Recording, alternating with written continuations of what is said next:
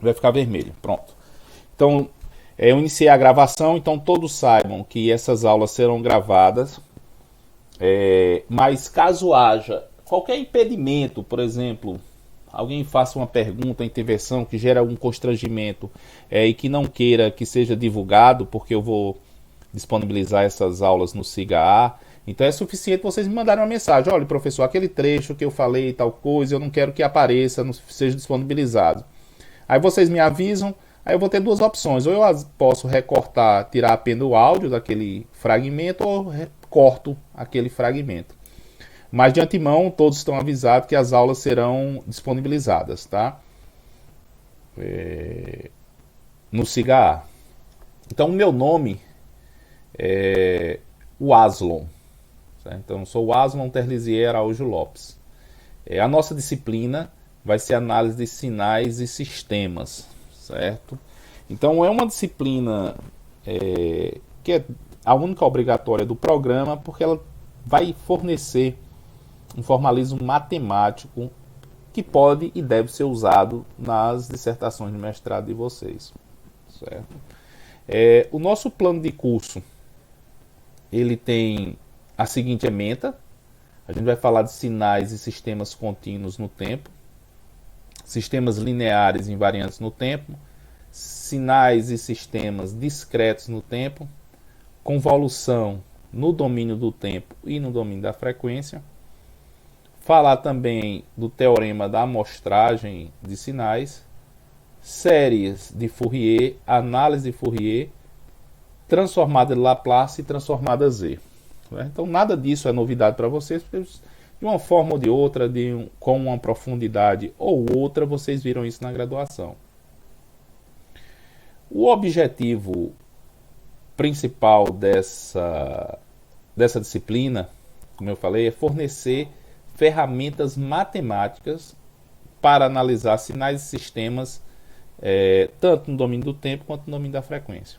Isso, a ideia é que seja útil para vocês tanto nas disciplinas quanto na confecção da dissertação do mestrado, certo? Os nossos horários das aulas, eu estava conversando agora há pouco com a Isabelle, a coordenação marcou 2 horários. Então, a gente tem aulas na segunda-feira e na sexta-feira. Nesse primeiro momento, então, observem que a gente está ainda, a UFPB ainda está num período muito nebuloso acerca de aulas presenciais e aulas online. Esse nosso curso, como ele não tem atividade prática, então é apenas teórica, as aulas são teóricas, nós podemos ficar online. Então, inicialmente, pelo menos até o final de março, nós vamos ficar totalmente online, com as aulas assíncronas, que eu vou gravar e deixar para vocês disponibilizando na internet, e aulas síncronas, que é essa feita pelo Google Meet. Mais uma vez, reforçando, as aulas do Google Meet, elas serão gravadas e disponibilizadas no SIGA-A. O futuro, né, que é bem perto, abril, não sei como será, certo? Então a universidade ela pode obrigar a todos a terem aulas presenciais. Só que alguns alunos, na medida possível, como eu tenho todo esse curso, eu ministrei o curso na pós-graduação no ano passado, então eu tenho todas as aulas gravadas. Então a gente vai, se for possível, flexibilizar para que aquele aluno que não esteja em João Pessoa, que esteja trabalhando, ele possa finalizar essa disciplina de forma online. Mas hoje, qual é a previsão que a gente faz garantida? É só até março. Até março esse curso vai ser online, até o final de março. Não sei o que vai acontecer mais para frente, então a gente não pode firmar muitos compromissos aqui. Horário de atendimento, certo? Então eu sempre coloco que eu particularmente não reservo horário de atendimento. Mas, e por que eu não reservo esse horário? Porque normalmente eu peço que vocês mandem as dúvidas por e-mail. Então hoje em dia, com o advento do celular, né, a gente lê e-mail de forma muito rápida. Então a maior parte das dúvidas, seja elas sobre disciplinas, assuntos específicos, sobre a programação do curso, aulas, entre outros, a gente vai conseguir resolver rapidamente por e-mail. Se não for, resolvido, se não for possível resolver dessa forma, a gente marca uma conferência no Google Meet, certo? E uma observação, esse link do Google Meet, que até eu comentei que termina com VDR, ele vai ser o nosso link da disciplina.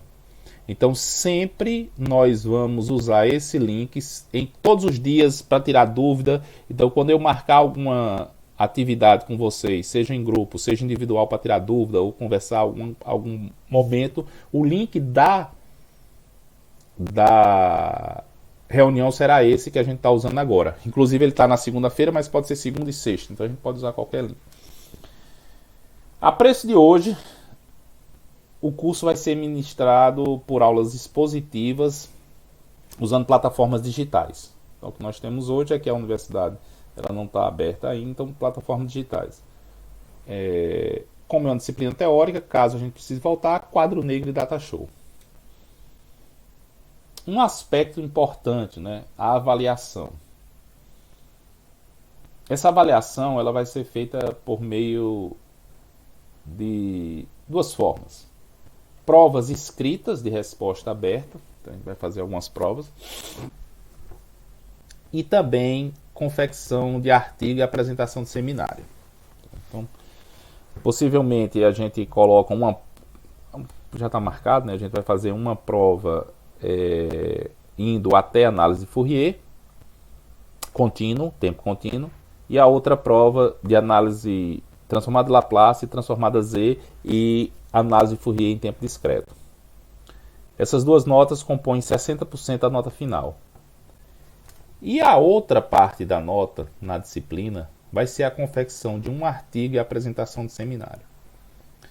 Então, o que é este artigo, né? A gente tem uma disciplina que é básica, que trabalha com sinais contínuos e discretos no domínio do tempo, utilizando ferramentas como análise de Fourier, transformada de Laplace, transformada Z. Vocês vão ter que conversar com os seus respectivos orientadores de pesquisa e pensarem em algum tópico que envolva a sua pesquisa, o seu tópico de pesquisa e os tópicos da disciplina. Então vocês vão escrever um artigo. Mais à frente, não agora, mas eu vou mostrar para vocês como deve ser entregue esse artigo, que a gente já vai fazer no formato de 3E, usando LaTeX, entre outros, e a apresentação. Então isso vai ser feito no final do semestre e vai corresponder a 40% da nota. Certo? Então isso vai corresponder a 45% da nota. Bom, aqui nós temos o conteúdo programático item a item. Então, o nosso compromisso é abordar todos esses itens. Se vocês observarem, tem uma extensão relativamente grande durante a nossa aula. Referências bibliográficas. Se vocês pegarem aí, fizeram uma pesquisa na internet sobre cursos de análise de sinais e sistemas no Brasil e no mundo, todas as universidades que vocês pesquisarem, eu garanto que por volta de 95% dos cursos vão ter esse livro, o livro do Signals and Systems, do Oppenheim, como texto base. Então é um livro muito bom. Eu estou usando a segunda edição, salvo engano, vai até a quarta. E é um livro muito bom. Aqui a gente também tem um livro em português, para quem queira ler em português. Inclusive, esses sinais e sistemas também já está traduzido para português. Mas eu recomendo que vocês comecem a ler os assuntos em inglês, porque a maior base de dados do mundo de engenharia elétrica é do I3E, Instituto dos Engenheiros Eletrônicos e Eletricistas. E lá a língua oficial é o inglês. Então, comece a estudar inglês. Bom, aqui tem um pouco da minha biografia que eu coloquei para vocês verem que minha vocação foi sempre o ensino. Sobre esse plano de curso, alguém tem alguma dúvida? Não, professor. Pronto, perfeito. Pronto, perfeito. Deixe-me verificar uma coisa. A gente tem um tempo relativo aqui. Vamos fazer uma pequena apresentação. É, vamos pela ordem aqui. Cada um de vocês, eu vou chamando, né? Aí vocês se apresentem e diga de onde se formaram, se foi aqui na Universidade Federal da Paraíba ou outra qualquer, e de onde vocês são, certo? Alguns alunos podem não estar aqui em João Pessoa, outros estão, alguns estão trabalhando, outros não. Então, forneça algumas informações, só para a gente começar a conhecer uns aos outros. Então, primeiro, Andréia, abra aí seu microfone, se possível, e se apresente. Bom dia, professor. Bom dia, dia. pessoal. Meu nome é Andréia, eu sou de Campina Grande, formada aqui também na UFCG, Campina Grande.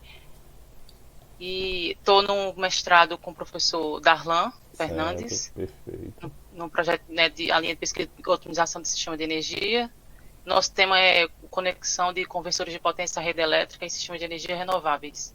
Então, quando eu li o edital, me interessei por esse tema, me inscrevi e cá estou. Perfeito. Seja bem-vinda, Andréia. Eu fui professor Obrigada. de Campina Grande de 2009, né, final de 2009 a 2015. Anternô de Aquino. Bom dia, pessoal. Me ouvem bem? Escutamos. Bom dia a todos. Eu sou Anternô, sou formado em engenharia pela UFCG também.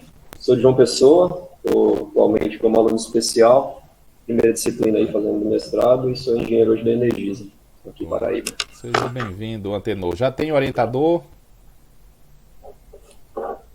Ainda não. Certo. Seja bem-vindo, Antenor. Geraldo Landim, tá podendo falar? Sem problema. Geraldo foi meu aluno em Campina Grande. Então eu já conheci, sabia que ele estava trabalhando. Aqueles que não puderem falar, deixem uma mensagem no chat, se puderem. Então seja bem-vindo, Geraldo. Vamos passar então para a Isabelle. Bom dia, professor, bom dia, turma. Me chamo Isabelle Soares, sou formada em Engenharia Elétrica pela Unassal Paulista. Eu vim de Recife, estou residindo agora em João Pessoa. Ano passado trabalhei na CBTU, Companhia de Trens Urbanos. Trabalhei também no programa de Inteligência Artificial da Universidade Federal do Piauí. E agora estou na linha de pesquisa de sistema de potência orientada pelo professor Yuri. Perfeito. Eu dividi sala com o Yuri quando cheguei aqui em João Pessoa. Então seja bem-vinda, Isabela. Desejo aí sucesso para você. José Vinícius. Bom dia, pessoal. Eu sou aluno especial, me inscrevi como aluno especial. Estou trabalhando atualmente no GICA e aqui pela Embrapi, né, que é a nova instituição que está trabalhando aqui juntamente com o GICA. Perfeito. E a minha expectativa com o curso é que vai ser um bom curso, só tem que procurar um orientador, no caso, né, para a última parte da disciplina. Perfeito, Zé Vinícius. Você se formou aqui na UFPB mesmo, né? Foi. Formei esse ano mesmo. Ótimo. Ludmila. Bom dia, eu me formei na UFCG, em Campina Grande. Estou com o professor Elon na pesquisa sobre otimização de sistemas de geração híbridos. Certo. É isso. Seja bem-vinda, Ludmila. A gente vai se ver várias Obrigada. vezes porque Elon divide sala comigo, entendeu? Então, quando voltar o presencial, fatalmente você vai passar na sala. Certo. Seja bem-vinda. Manuela Rocha. Oi, gente. Eu me formei pela UFPB também, vai fazer uns 2 anos, eu acho. E resolvi voltar para o mestrado agora. E eu estou com o professor Juan, sendo que a gente ainda está decidindo assim, os temas, que eu estou trabalhando também junto com o José na Embrapi, lá no GICA, como mestranda também. Aí vai ter que ser algo voltado para o projeto. Ótimo. Aí estamos decidindo ainda. Perfeito, Manuela. Pedro Henrique. Bom dia a todos. Eu sou Pedro Henrique, Sou formado em engenharia elétrica pelo IFPB, aqui de João Pessoa. Ótimo. Sou daqui de João Pessoa e meu professor orientador é o professor Cícero Rocha Souto, na linha de pesquisa de sistemas eletrônicos e automação. Ótimo. O IFPB, a gente está junto conosco, do PPGE, a gente está mandando um projeto de doutora para implantar o doutorado também no nosso programa e vai ser conjunto. Tem muito boa relação com o pessoal lá do IFPB. Pô, eu fiquei sabendo pelo professor Franklin e o sistema deu uma defesa do amigo meu, do mestrado, ele comentou isso na defesa. Pronto, perfeito. Seja bem-vindo, Pedro. A Samara Obrigado. Rotielli. Bom dia. Bom dia. Vocês estão me ouvindo? Estamos. Pronto, me formei ano passado em elétrica aqui na UFPB e estou entrando como aluna especial. Ótimo, Samara. Você já tem orientador, já tem linha de pesquisa? Ainda não, mais ou menos. Ok. Bom, e por último, mas não menos importante, Sharon. Tudo bem, Sharon? Oi, professor. Bom dia a todos. Meu nome é Sharon, sou formada em Engenharia Elétrica pela FPB, terminei ano passado e já estou no segundo período do mestrado e meu orientador é o professor Aslan. Seja bem-vinda. Então já é conhecida, né? Tranquilo, Sharon. Boa sorte aqui nessa disciplina também a todos vocês. É uma disciplina que é básica, mas ela exige um certo grau de estudo, mas tenho certeza que todos nós vamos ter um bom desempenho. Bom, senhores, sem mais delongas, vamos iniciar aqui nossa aula. Deixa eu ver se eu consigo diminuir aqui. Opa, não tanto. 35, 125. Vocês conseguem ver a tela, a minha tela que está análise de sinais de sistemas, introdução, o que é um sinal? Sim, professor. Pronto, perfeito. Eu vou deixar dessa forma, eu fico aparecendo aqui de lado, porque às vezes eu gesticulo, ajuda a entender o assunto. Bom, então vamos começar de fato o que a gente tem que comentar nessa disciplina. Então, o nome da disciplina é Análise de Sinais e Sistemas. Então, a nossa ideia é observar tudo nesse contexto, ou seja, como sinal ou como sistema. Mas antes de falar nisso, nós precisamos ter algumas definições, né? Então, primeiro, o que é um sinal, né? Ou seja, dê um sinal. Quando tiver ok, dê um sinal. O pessoal levanta a mão. O sinal ficou verde, você pode passar. Quando as ações da Petrobras batem um pico e depois desce a 20%, é um sinal que você deve comprar ou deve vender. Então, de uma forma assim bem abstrata, um sinal vai ser a representação de um fenômeno. Então, por exemplo, quando se acende os LEDs verdes, alimenta esses LEDs verdes, ele acende, você sabe que tem que tá livre para você passar. Esse exemplo que eu disse, olha, se cair 20% dos preços das ações da Petrobras, venda. Então é uma representação de um fenômeno, que aqui a gente frisa, pode ser físico ou não. Então o fenômeno dos LEDs acenderem é um fenômeno físico, a queda de ações do valor da ação da Petrobras não é um fenômeno físico. Então o sinal vai ser isso, essa representação desse fenômeno, que vai conter informação sobre o comportamento ou a natureza desse sinal. Certo? Então você tem um sinal, ele vai ter informação sobre o comportamento ou a natureza deste fenômeno, né? Você representa um fenômeno. Exemplo, você liga um chuveiro elétrico, ele começa a esquentar. Então você vai ter a curva lá de potência que era zero, ela aumenta e esquentou a água. Então se a gente medir essa temperatura da água, é uma informação sobre o comportamento daquele sinal, o comportamento do fenômeno, né? Que é aquecimento daquela temperatura, aquecimento da água. Um experimento, você vai aqui na praia, vai até 1000 metros dentro do mar, amarra um termômetro e vai medindo a temperatura da água. Então, quando você vai construir o gráfico, você pode ter um gráfico profundidade temperatura em função da profundidade. Quanto mais fundo, você tem menos insolação, menos luz solar penetrando, vai ficando cada vez mais frio.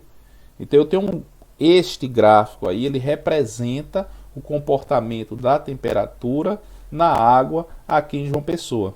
Então isso é um sinal também.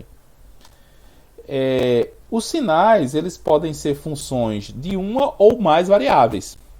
Então, por exemplo, a temperatura da água, se a gente vai mais para mar aberto, a tendência é que a água fique mais fria. Mas para perto da praia, fica um pouquinho mais quente. Então eu teria informação de profundidade e coordenadas. Latitude e longitude. Então um sinal pode ser função de uma ou mais variáveis. Bom, e aqui a gente vai ter um exemplo de um sinal. Um sinal senoidal. Então nós vamos representar esse sinal da seguinte forma: um x de t igual a um a seno de ômega ct. Então lembrando aqui que um sinal senoidal, você tem ômega c para o caso da energia que é fornecida pela Energisa, 60 Hz. Então esse ômega c aí é a frequência fundamental, 2π vezes 60 Hz t. Então aqui nós temos a representação desse sinal. Então é um sinal cuja variável independente é o tempo. Então nós temos um sinal que varia com o comportamento senoidal e ele representa um fenômeno. Então se nós observarmos a lei de Faraday-Lenz, quando você tem um campo magnético uniforme e tem uma espira que se movimenta nesse campo magnético, a lei de Faraday-Lenz diz que vai aparecer nos terminais dessa espira uma tensão induzida que é contrária à variação do fluxo magnético. Então observe, quando a espira está montada de forma perpendicular ao campo magnético, né, o fluxo que atravessa essa espira é máximo. Quando ela vai girando, vai chegar um momento em que o fluxo está paralelo à espira, o campo eletromagnético. Então não tem fluxo na espira, então a tensão seria zero. Quando ela retorna, você tem o efeito contrário. Então a posição relativa dos terminais da espira inverte e você vai ter um movimento, um sinal senoidal. Então essa tensão que é induzida nesses terminais da espira, dada que ela gira com um movimento circular uniforme, vai ser representado por uma tensão senoidal. Então aqui nós temos um exemplo de sinal na nossa área. Um sinal de tensão, que é esse sinal que a Energisa fornece consumidores residenciais e industriais.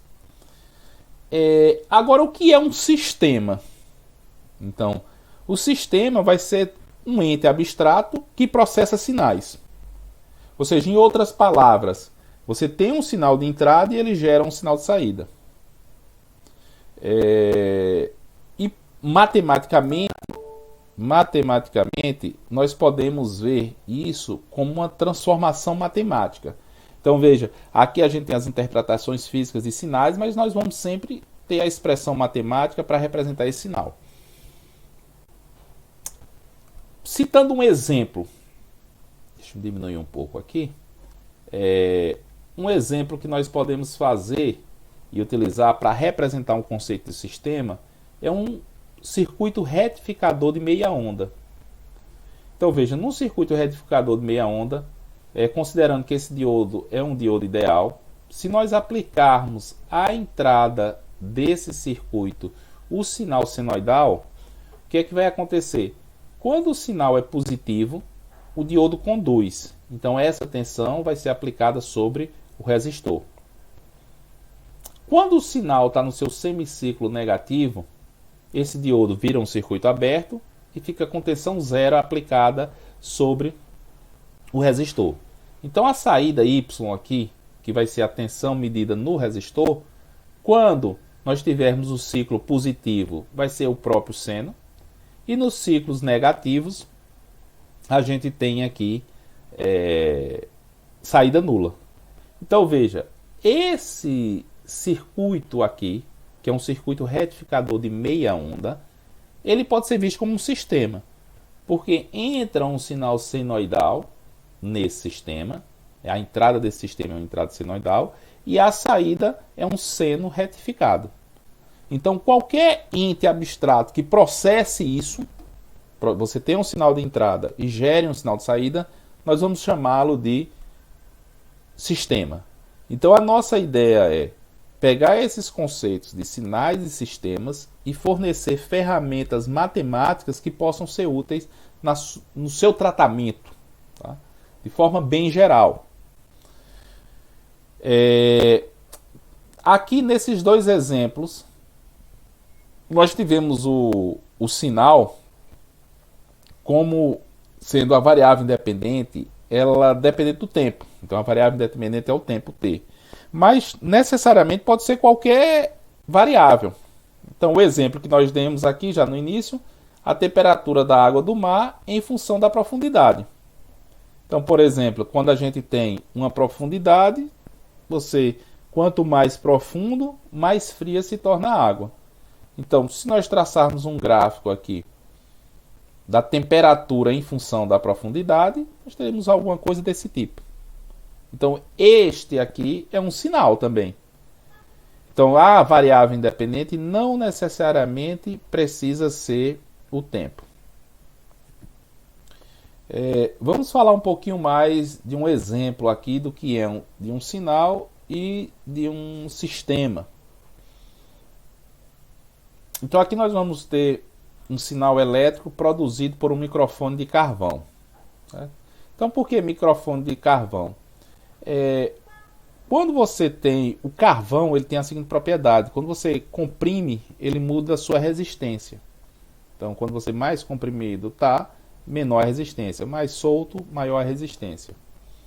Então uma forma de se captar o sinal de voz é utilizando esse microfone de carvão, que basicamente ele tem uma estrutura em que existe um diafragma, que é uma membrana,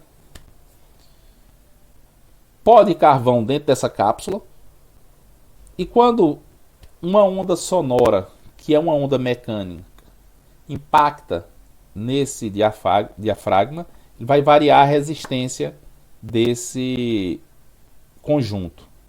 Quando ele é aplicado a uma fonte de corrente em série, quanto maior a resistência, maior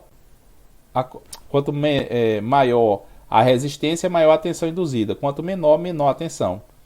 Se você medir aqui a tensão nesses terminais, você vai ter alguma coisa desse tipo, que representa a fala. Então veja, neste caso, o microfone de carvão ele pode ser visto como um sistema, porque dado um sinal de entrada, que é a sua voz, ele gera um sinal de saída, que é um sinal elétrico. É óbvio, aqui vai ter uma resposta em frequência, mas esse sistema aqui, ele imita o sistema auditivo humano. Então você tem os tímpanos ao vibrarem, eles vão gerar impulsos elétricos que são mandados ao cérebro por meio do nervo auditivo. O cérebro processa essa informação e escuta, e transforma em sons, ou seja, ele interpreta os sons.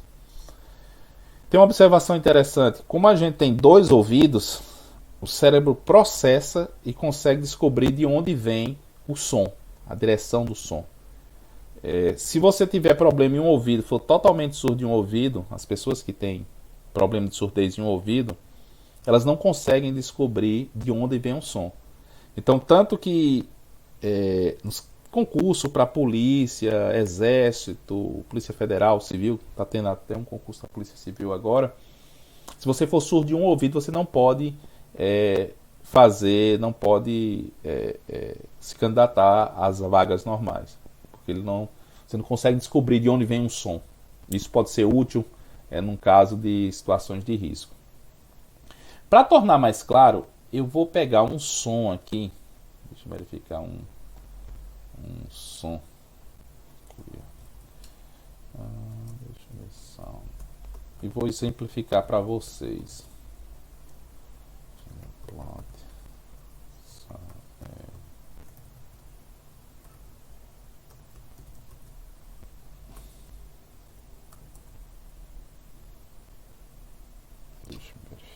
aqui.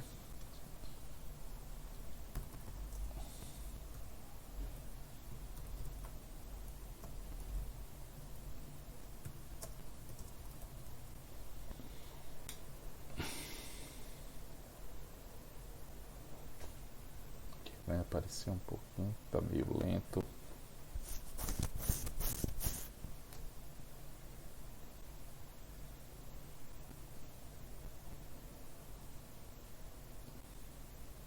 Vocês conseguem ver esse sinal que está aqui na tela, em roxo?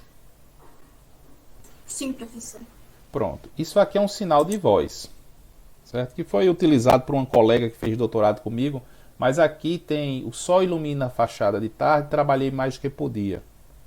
Certo? Então esse sinal aqui, variando, é um sinal de voz. Tá? Então ele representa aquelas amplitudes em função do tempo. E vamos escutar esse sinal aqui. Não sei se vocês vão conseguir o que é que representa aquele sinal.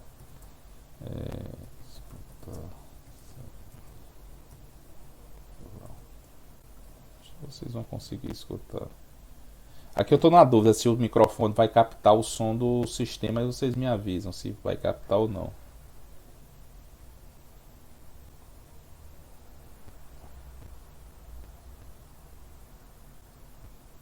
O sol ilumina a fachada de tarde. Trabalhei mais do que podia.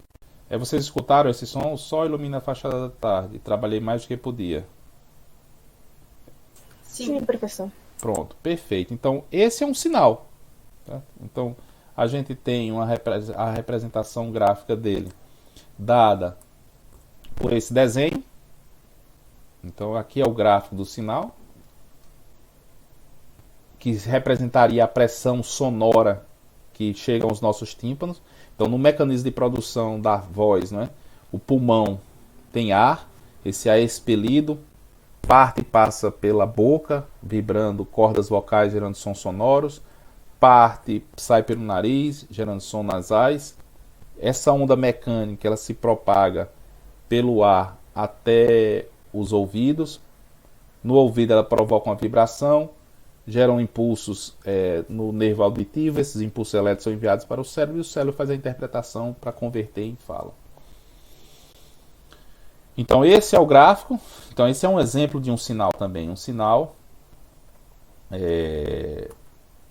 de voz, certo? Que representa esse sinal que a gente vai escutar. Ilumina a fachada de tarde. Trabalhei mais do que podia. Que a gente vai escutar mais uma vez. Bom, mais um exemplo de um sinal. Uma imagem digital produzida por uma câmera digital. Então hoje em dia a gente tem celulares, né, que tiram fotos. Então o que é uma imagem digital? Uma imagem digital é uma matriz de pixels. Esse pixel ele não foi traduzido para o português, mas no inglês ele significa picture element, ou seja, elemento da foto, elemento da imagem. Então a gente vai ter uma N por M, então aqui eu tenho um N por M pixels, e cada pixel, normalmente em imagens coloridas, ele pode ter uma das representações possíveis, é a codificação RGB, de Red, Green and Blue, vermelho, verde e azul. Então cada pixel desse, ele vai ter 3 cores, RGB, os componentes RGB, e numa representação bem utilizada, é que cada cor ela pode conter até 8 bits. Então 8 bits, 2 elevado a 8, 256 níveis. Então para cada tonalidade vermelho, verde e azul, você tem 256 níveis. Como cada cor é codificada em 8 bits, aqui a gente vai ter 3 vezes 8, 24 bits por pixel. Então cada pixel ele é representado por 24 bits. Então isso é formado uma imagem. Então o que vocês estão recebendo aqui, por exemplo, essa câmera aqui do computador, ela está fazendo a filmagem minha, não sei qual é a resolução, 640 por 480, e manda um pixel para você. É óbvio que essa aqui é uma codificação de vídeo, né? Então no vídeo você vai ter os vários frames, as várias fotos, eles procuram ver redundâncias, fazem predições para comprimir o vídeo. Mas numa imagem, uma imagem final, você vai ter uma matriz de pixels. Então isso, a imagem é um sinal. porque ela representa o fenômeno que é a cena. Então, a luz incide sobre um objeto, reflete as cores específicas, você tira uma foto, a foto é a câmera é o sistema que processa essa imagem e gera um arquivo aí que você vai mandar pelos WhatsApp da vida, né? Bom, ficou claro essa ideia de sinal e sistema. Então, pensando em entes bem abstratos mesmo, o sinal é a representação de um fenômeno, que pode ser físico ou não, e o sistema é o que processa esses sinais. Por exemplo, o preço das ações da Petrobras, com o passar do tempo. Você tem a guerra da Ucrânia, ameaça ter menos petróleo no mundo, o preço da ação sobe porque presume-se que vai ter um lucro maior. Então, se você olha esse sinal, a variação do preço das ações da Petrobras com o tempo, isso é um sinal. Representou o fenômeno que é o valor da ação. Posso processar isso? Posso. Você pode calcular tendências, derivadas, médias. Então, essas operações representam sistemas. Bom, vamos falar de uma diferenciaçãozinha entre sinais contínuos e sinais discretos. A definição de sinal contínuo e sinal discreto, a gente vai ter em relação à variável independente. Certo? A gente vai dizer que o sinal é contínuo quando a variável independente é contínua, e é um sinal discreto quando a variável independente é discreta. Então aqui a gente tem dois exemplos. Primeiro, o que é uma variável contínua, né? Uma variável contínua é aquela variável que quando você pega um intervalo fechado, dentro de um intervalo fechado, ela assume infinitos valores. Então, por exemplo, se a gente pega o tempo mesmo entre meio-dia e 1 da tarde, eu posso dividir esse tempo aí com a precisão que eu queira entre meio-dia e 1 hora da tarde. Então eu tenho infinitos valores de tempo ali no intervalo fechado. Então essa variável ela é contínua. E o exemplo de um sinal contínuo aqui, a temperatura na cidade de João Pessoa. Então, por exemplo, normalmente é mais frio de madrugada, aparece o sol, vai aquecendo. Aqui eu presumo que em torno de 13, 14 horas a gente tem a maior temperatura e depois ela começa a descer. Então, se a gente fizer um gráfico sobre isso, a variável independente aqui, tempo, é contínuo. Então, o t vai ser uma variável contínua. Por outro lado, quando a gente tem, num intervalo fechado, eu tenho um número finito de realizações dessa variável independente, tem-se uma variável discreta. Então, por exemplo, dias da semana, 1, 2, 3, 4, 5. É uma variável discreta. Aqui, a gente tem um gráfico que representa, teoricamente, o número de alunos matriculados na disciplina de análise de sinais e sistemas. A gente tem um determinado número de alunos para cada semestre. Não tem alunos entre um semestre e outro. Ou seja, você tem um semestre 2021.1, 2020.2. Inclusive a pandemia fez com que isso diminuísse, né? Isso aqui está um pouco retratado aqui. Mas essa variável é discreta. Então, quando você tiver um sinal, a gente tem sinal discreto no tempo. Como basicamente a maior parte das vezes a gente vai estar utilizando o tempo como variável dependente, então sinal discreto no tempo. Quando a variável é contínua, sinal contínuo no tempo. Utilizando a notação do Oppenheim, então, sempre que nós estivermos falando do variável independente tempo, nós vamos usar t para o tempo contínuo e usar parênteses para representar o sinal em tempo contínuo. Para usar o sinal em tempo discreto, a gente vai utilizar a variável independente n, que são as amostras x de 0, x de 1, x de 2, x de 3, e vamos usar colchete, certo? Essa notação ela é muito utilizada no livro do Oppenheim, ela sempre está lá, e a gente vai utilizar essa notação. Bom, mas aqui a gente falou de sinal contínuo e sinal discreto. Mas o que são sinais analógicos e sinais digitais? Como vocês devem ter visto lá na minha biografia, eu sou da área de telecomunicações. Então, em telecomunicações, todos os sistemas que são propostos atualmente são sistemas digitais. Certo? Há muito tempo. TV digital, rádio digital, telefonia desde a segunda geração é digital. Então, eu mencionei aqui, a gente tem sinal contínuo, ou seja, a gente tem contínuo e sinal discreto. Mas o que seria um sinal analógico e um sinal digital?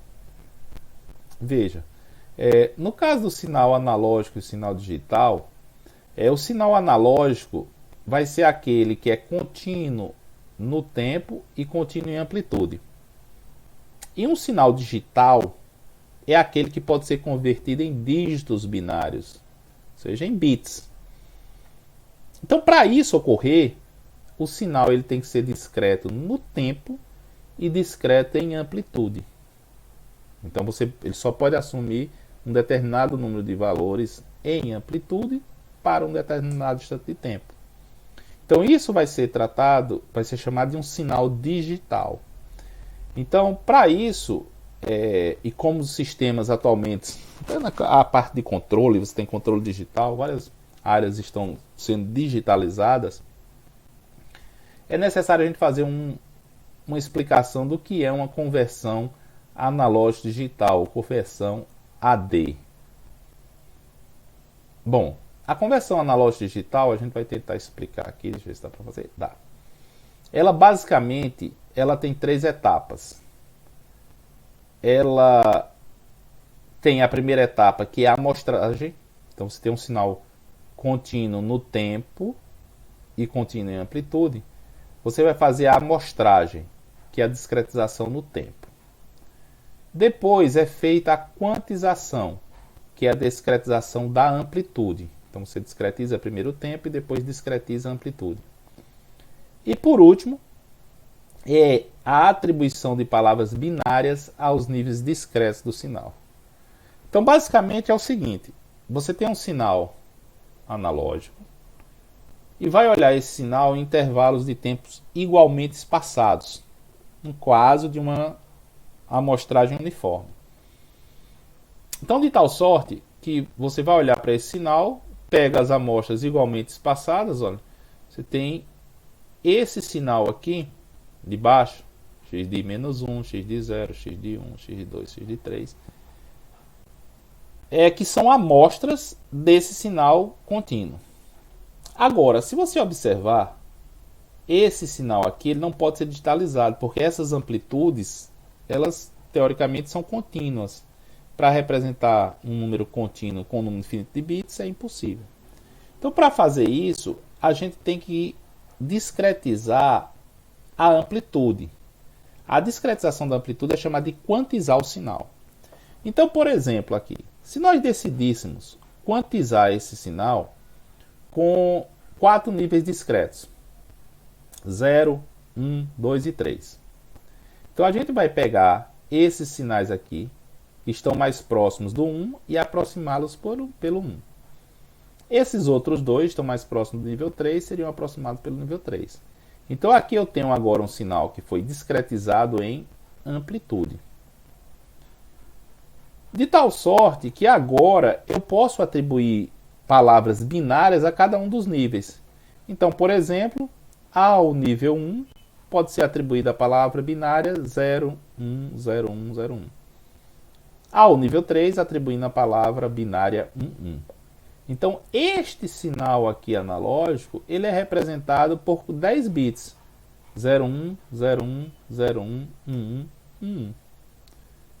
Então, a partir do momento que você pegou um sinal e consegue convertê-lo em dígitos binários, esse sinal já é digital.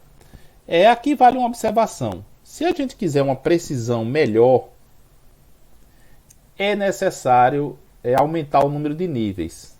Então, quando você aumenta esse número de níveis discretos, vai aumentar o número de bits para representar esse sinal. Então, por exemplo, aqui com 4 níveis, 2 bits são suficientes para representar 4 níveis. 00, 01, 11, 10. Quando eu tenho 8 bits, são necessários 3 bits. 8 níveis, são necessários 8 bits para representar esse sinal. Então, o número de bits necessários vai ser o log do número de níveis discretos na base 2. Veja, agora eu também poderia representar melhor o sinal se eu tomar espaços menores. Só que nós vamos ver que existe um limite, que foi demonstrado por Nyquist, que mostra o valor ótimo para se fazer essa amostragem. Então a gente vai ver um pouquinho mais à frente. Mas de tal sorte, o que é que a gente pode observar? Que um sinal analógico é um sinal que é contínuo em amplitude e no tempo. O sinal digital é aquele que pode ser convertido em bits. Bom, adiantando um pouquinho mais, a gente vai falar de energia e potência de um sinal, certo? Energia e potência de um sinal. Nós somos da engenharia elétrica, gostando de medir as coisas, né? Você vai fazer qualquer serviço, mesmo ele simples. Hoje eu tive que sair mais cedo para comprar uma luminária para a cozinha porque deixou de acender. A primeira coisa que eu fiz, olha, pode ser um problema no interruptor, os meninos mexem de todo jeito. Aí a primeira coisa eu fui medir a tensão lá na luminária, que é uma luminária relativamente cara, de LED. Aí estava chegando tensão normal, então presumi que foi a luminária que deu problema. Então eu fui lá e troquei a luminária. Mas nós gostamos de medir antes de fazer as coisas. Então existem duas medidas de sinais elétricos que a gente vai fazer a convenção e a definição aqui nesse curso. E essas medidas são a energia e potência de um sinal. Tá? Então, energia e potência de um sinal. E para fazer essa definição, nós vamos assumir que existe um sinal contínuo no tempo, x de t, que pode ser um sinal de tensão ou corrente. Grandezas elétricas, né, que nós gostamos. Tensão e corrente. Então, da seguinte forma, você aplica esse sinal x de t a um circuito resistivo. Qual vai ser a potência instantânea dissipada pelo resistor? Então, se o sinal x de t for um sinal de corrente, a potência instantânea é R vezes I ao quadrado. Se o sinal for um sinal de tensão, a potência é V ao quadrado sobre R, x ao quadrado sobre R. Essas duas expressões serão iguais se nós considerarmos R normalizado, ou seja, um resistor de 1 ohm. Então a nossa convenção vai ser que a potência instantânea associada a um sinal é o valor dele ao quadrado. Certo? É meio restritivo? Nem tanto. Porque se você tiver um circuito que não seja resistivo, com resistência unitária, você faz uma adaptação. Por exemplo, você tem uma antena com impedância característica ali de 377 ohms. Essa antena é o dispositivo que, imersa num campo eletromagnético, gera uma diferença de potencial nos seus terminais. Se eu sei que a impedância da antena é 377 ohms, eu elevo aquela tensão ao quadrado, tiro a raiz e é a potência que está sendo absorvida pela antena. Tá? Mas, de fato, o nosso conceito de potência instantânea vai ser o valor do sinal ao quadrado. Bom, e a energia? O que é energia? Ou seja, energia dissipada ou energia gasta no intervalo. Então, você tem uma determinada potência, começa a consumir energia. No verão, ar-condicionado ligado, ventilador ligado, geladeira sendo aberta mais frequentemente. Então você pega, vai variando sua potência, mas chega lá no final do dia, do mês, a energia diz, olha, você gastou tanto. Você pode ter um valor de potência média, mas você gastou tanto, você paga a energia. Então a energia é importante também. Então a energia é a integral da potência. Certo? Então a energia no intervalo T1, T2 vai ser a integral da potência nesse intervalo T1, T2. Outro valor importante é a potência média, né? Então, a potência média no intervalo. Por que a potência média no intervalo é importante? Porque basta multiplicar a potência vezes o intervalo, nós temos a quantidade de energia gasta. Então, a potência média é uma informação importante. É óbvio que não tão importante quanto a potência instantânea, mas em alguns casos, você pode usar a potência média, por exemplo, pega a potência média da casa, multiplica pelo tempo, você tem quanto a casa gastou de energia naquele instante, naquele intervalo de tempo. Mas deve ser usado com parcimônia, né? Por exemplo, se eu digo para vocês, olha, tem um riacho com profundidade média de 50 centímetros. Você deixaria seu filho entrar ali, naquele riacho? Não, porque possivelmente tem valores mais de profundidade acima de 50 centímetros. Mas veja, se você tiver no sistema elétrico picos de potência indica que você vai ter uma corrente mais alta. Para ter uma corrente mais alta, a secção dos cabos deve ser maior, o seu sistema de proteção baseado em disjuntores deve ser mais bem dimensionado, o seu sistema de isolamento deve ser melhor. Então é importante também ter conhecimento sobre esses valores instantâneos. Mas a potência média é a média da energia em função do tempo. E aqui vale uma observação que será útil mais à frente. Quando nós estivermos falando de algumas grandezas e algumas ferramentas, fatalmente irão aparecer números complexos. Então, quando o sinal tiver uma representação com os números imaginários, números complexos, a energia, em vez de calcular o sinal ao quadrado, a gente pega o módulo dele ao quadrado. Tá? Então, essa vai ser a única diferença, o módulo dele ao quadrado. Bom, para sinais, isso aqui que a gente falou são sinais contínuos no tempo. Quando a gente vem para cá e fala sinais discretos no tempo, o conceito de energia e potência ele fica um pouco mais distante da realidade, da nossa visão de potência e energia. Por exemplo, o preço das ações da Petrobras não tem muita relação com potência e energia. O número de alunos matriculados na disciplina de análise de sinais e sistemas, idem. Mas mesmo assim, nós vamos definir energia e potência para sinais discretos no tempo. No caso da energia, você soma as amostras ao quadrado do sinal. Se esse número for um número real. Se for complexo, o módulo ao quadrado. E a potência, você vai olhar e vai calcular a média no intervalo de N1 a N2. Aqui lembrando que eu tenho que colocar um mais um aqui nesse ponto, porque se você tiver de um número positivo a um número negativo, ele passou pelo zero. Por exemplo, se a gente tiver as amostras N igual a 2, 3 e 4. 2, 3 e 4, eu tenho 3 amostras, mas 4 menos 2 é 2, então eu tenho que somar 1. Certo? Então, essa é a fórmula aqui para a potência de um sinal discreto no tempo. Bom, mas a gente também pode olhar para a duração total do sinal, considerar o intervalo de tempo infinito. Então, quando a gente considera o intervalo de tempo infinito, a energia infinita aqui, energia, considerando o tempo infinito, vai ser a integral de menos infinita a mais infinita, que também pode ser calculada por meio de um limite. Certo? Se você não conseguir, pode calcular por meio de um limite.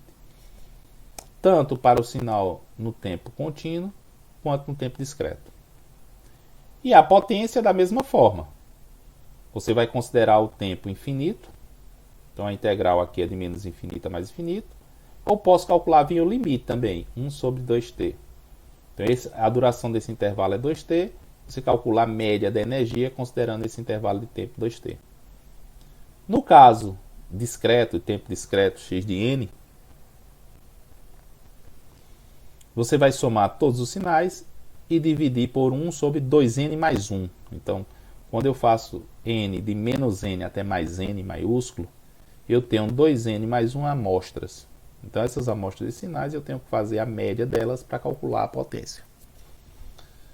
Bom, em função do cálculo da energia e da potência, nós podemos classificar um sinal como um sinal de energia, sinal de potência ou um sinal qualquer. Basicamente, esses dois são importantes. Um sinal de energia é quando E é constante e a potência é infinita. E o sinal de potência é quando P é constante e a energia é infinita. E um sinal qualquer, ele pode ter P infinito e E infinito. Tá? Então, para ficar mais claro, vamos fazer um seguinte exemplo aqui, que está aí na nota de aula.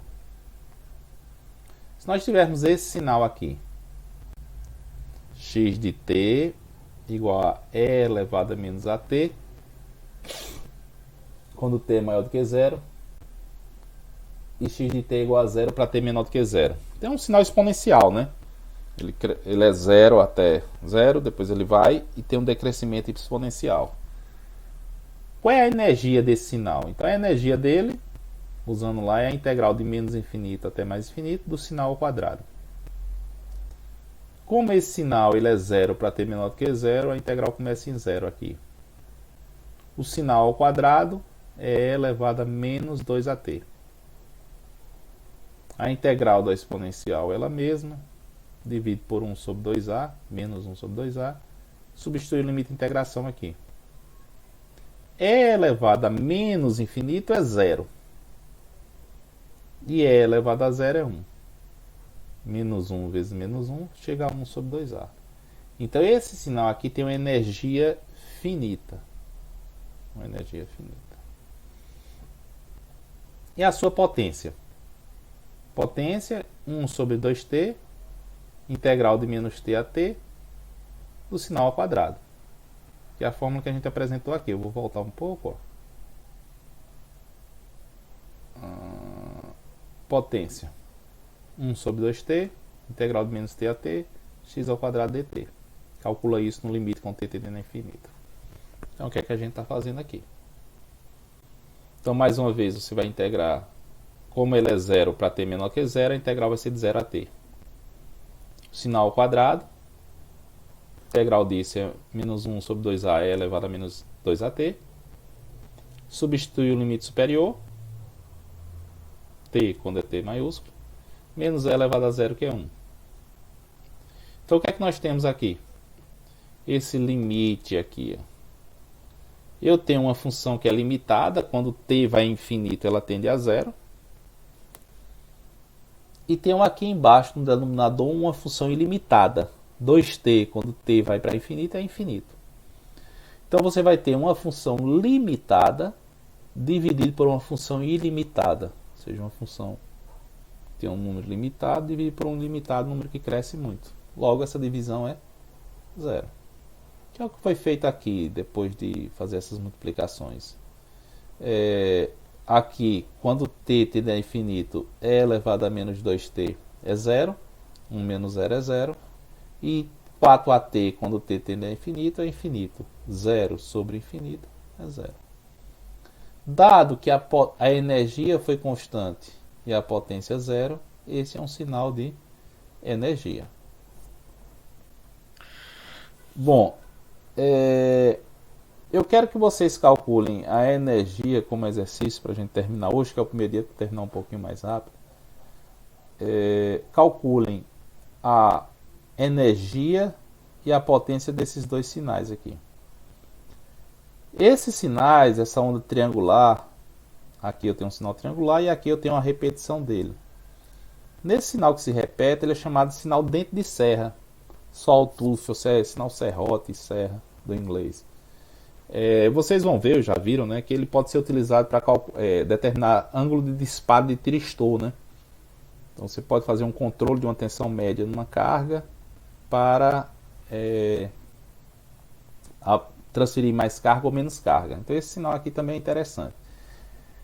Bom, então eu quero que vocês façam isso como atividades. Baixem, vocês vão encontrar fácil na internet o livro do Oppenheim em PDF. Peguem as notas de aula e resolvam esses exercícios aqui. Bom, por hoje, que era o primeiro dia, eu estava pensando só nisso mesmo. Certo? Fazer a apresentação, dizer como seria o curso, apresentar o plano de curso e dar essa introdução relativamente leve. Então eu vou fazer uma chamada para prestigiar os que vieram. Vocês têm alguma observação?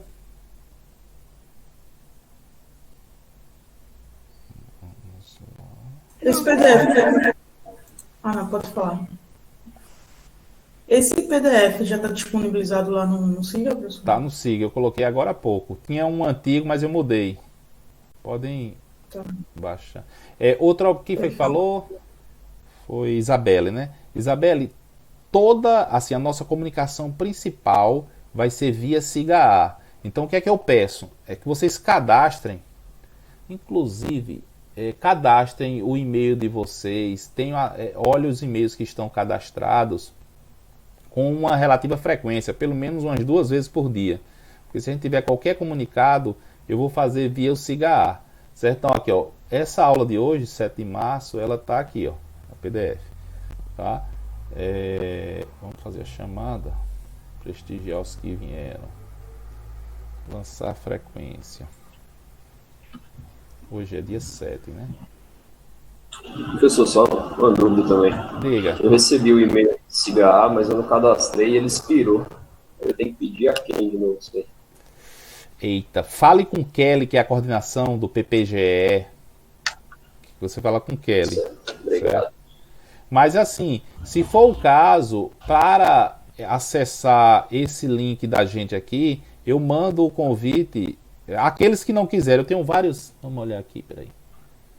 Ó, esses são os e-mails que eu cadastrei de vocês, que era o que estava lá no SIGA-A.